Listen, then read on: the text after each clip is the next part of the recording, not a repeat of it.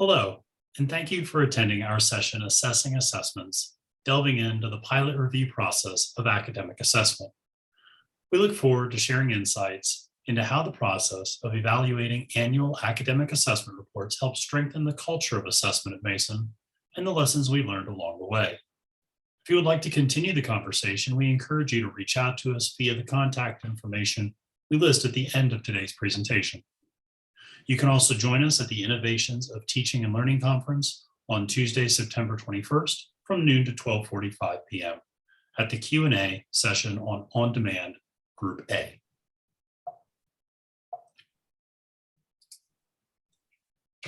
Before we get started, I would like my co-presenters to introduce themselves. My name is Matthew DeSantis, and I'm the Executive Director for Institutional Effectiveness within OIEP. I've been at Mason since September of 2020, and one of my responsibilities is supporting academic program review. I'm also the co-chair of the Mason Academic Assessment Council, whose work we will highlight in the presentation. And now I will pass things over to my colleague, Sheena Surslev. Thank you, Matthew. My name is Sheena Surslev, and I'm the Associate Director of Institutional Assessment at OIEP. My role is focused on supporting annual assessment efforts at Mason. And one of the ways I do so is through co-chairing the Mason Academic Assessment Council with Matthew, or MAC. This group includes representatives across all colleges and has been instrumental in advancing assessment practices at Mason. And my name is Adrienne Sullivan. I am the Director of Accreditation in the Accreditation and External Reporting Office in the College of Education and Human Development here at Mason. And I serve as a CEHD representative on MAC. I've been at Mason for 11 years, focusing on accreditation and assessment data collection efforts in CEHD. And I'm glad to be here, and I'm honored to participate in this session with Matthew and Sheena. Matthew. Thanks so much, Adrienne.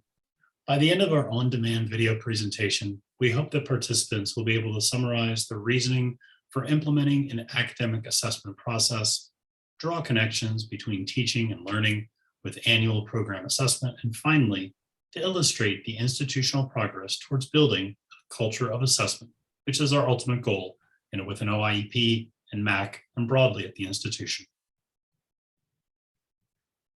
Starting with the why, we wanted to share the impetus for creating the new process at Mason to review academic assessment.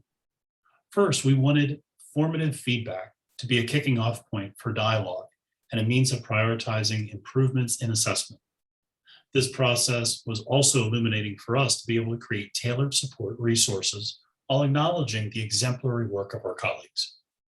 And finally, this large-scale effort allowed us to step back and look at the academic assessment efforts across the campus in a way that allowed us to weave different levels of assessment together to get a bigger picture of how effectively students are learning the outcomes we establish for them.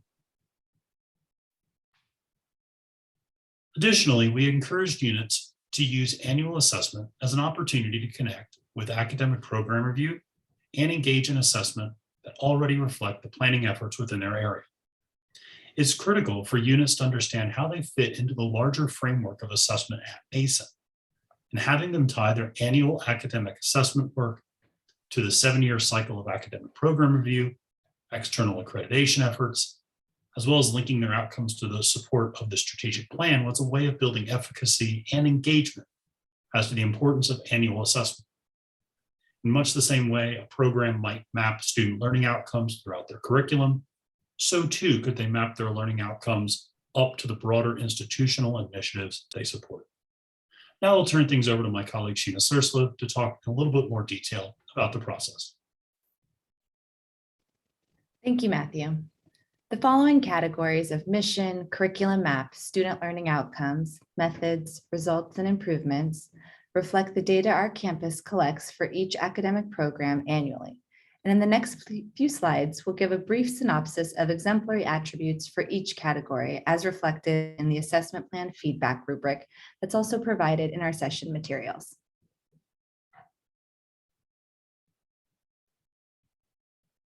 When reviewing the mission statement of a given program, key indicators for success include alignment with the mission of the college and institution, while also articulating unique attributes of the program. Units were also encouraged to articulate stakeholders and keep the length of their mission succinct. The review of curriculum maps made sure that programs visualize student learning outcomes and coursework. A curriculum map should also integrate a progressive scale, convey scaffolding, and ensure that student learning outcomes are directly assessed through program coursework. Now looking holistically at assessment plans, programs articulated measures, results, and improvements for at least one of their student learning outcomes. Exemplary assessment plans included aligned direct and indirect measures. They were also including clearly articulated findings with appropriate supporting documentation.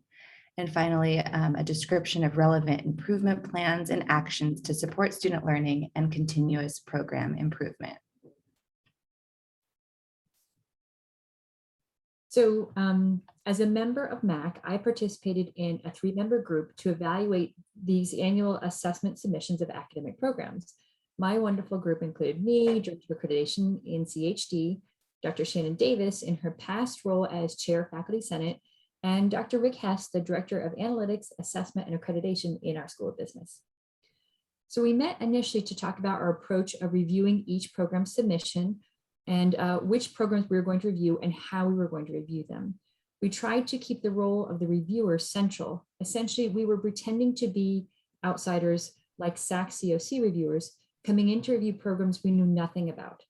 We knew that we were not looking at actual content, like I am not an expert in nutrition or history or business, but that what was presented by each program was clear and concise, and that a person outside of their field would understand what the program's mission was, what their student learning outcomes were, and so on. So we first evaluated the program submissions independently and scored the assessment rubric independently, and then we met to talk about our individual scores. If we found a massive discrepancy, we would talk about it. For example, if one reviewer may have said, the layout of the curriculum map made it hard for me to understand where the student learning outcomes were being assessed, another reviewer may have pointed out, well, the curriculum map key clarified those type of points, and then the first reviewer may have amended their review because of that discussion. Or another example was one reviewer may have said, I can see that this is a good assessment, but I don't see how it measures the specific student learning outcome. And in cases like that, we may have provided additional comments for the programs. So essentially having those 3-member groups, it allowed us to discuss and see the different points of view of how we were reviewing each program. Gina, back to you. Thank you for going over that, Adrienne. And now kind of stepping back and looking at how Mason performed as an institution, we can see that the overall programs had the most success with articulating their mission, student learning outcomes, and findings, while there were some challenges with developing curriculum maps and articulating improvement plans. Building on the previously shown quantitative scores, programs emphasized how inaugural feedback was incredibly valuable in making the assessment process more meaningful. We've captured some of the common feedback that the MAC groups have given in this table here, and these were circulated with the program chairs. So it's always great to see that the feedback is appreciated and valued, like what Sheena just showed us a moment ago. And I can give you some additional perspective as a reviewer, as a member of that 3-member MAC group. So when my grade group submitted our scores to OIEP to be distributed to programs, I also provided what we called a list of disclaimers about the overall process and our review. First, we tried to make it very clear that the programs knew that we were not program experts. Again, we were not reviewing content. Second is that the biggest point for most of the programs was a request for basic clarity. So asking programs not to use program nomenclature, use a language that everybody can understand. Make sure that the number and language of your student learning outcome matches the number in your curriculum map, those that you have listed in your curriculum map, also matches what you put into your TK20 submission. So everything aligns. And finally, to provide a context. If you have an external accreditor that requires 10 specific standards or student learning outcomes, let the audience know. In other words, we were trying to tell programs that when you are writing to an audience that knows nothing about your program, and this is an opportunity for them to learn what is important to your program. Finally, one of the points that our program or our group, struggled with was the differentiation of scores between a 2 and a 3 on that rubric. We provided that feedback to OIP, which then refined the rubric for the future use. And our understanding is that the rubric is now going to be shared with the programs for their future submissions, which will be a great idea and will help programs for sure. So now I'm going to talk wearing my other hat as a recipient of feedback on programs in CHD. So how did CHD receive that feedback? What did we think about the feedback that we received? Sort of from that, going back to the point I made as a reviewer, we realized that our reviewers who looked at the CHD programs sometimes didn't understand that there were certain external accreditation expectations that a program may have had. So we needed to clarify that in our future submissions. Also, we appreciated the feedback that we got on our curriculum maps about showing progression across our assessments. That's something that we hadn't shown in previous curriculum maps. And I appreciated really that new point of view. What I think for programs to keep in mind is that it is critical that this process was not to punish or criticize programs, but to provide constructive feedback and to ensure that each program provides the most accurate and informative information for the upcoming SAC COC review. And that really, it's better to get this feedback that we receive from our colleagues here at Mason than to get this kind of feedback from a COC reviewer. So finally, I'll wrap it up for this great group. Thank you for taking time to view this on-demand video. And as a member of MAC, I enjoyed the process and appreciate all of the support and work of wonderful colleagues in OIEP like Matthew and Sheena and across Mason. Please do not hesitate to reach out to us with any questions. And you can also find this video and related resources on the Innovations of Teaching and Learning Conference Proceedings webpage. Thank you.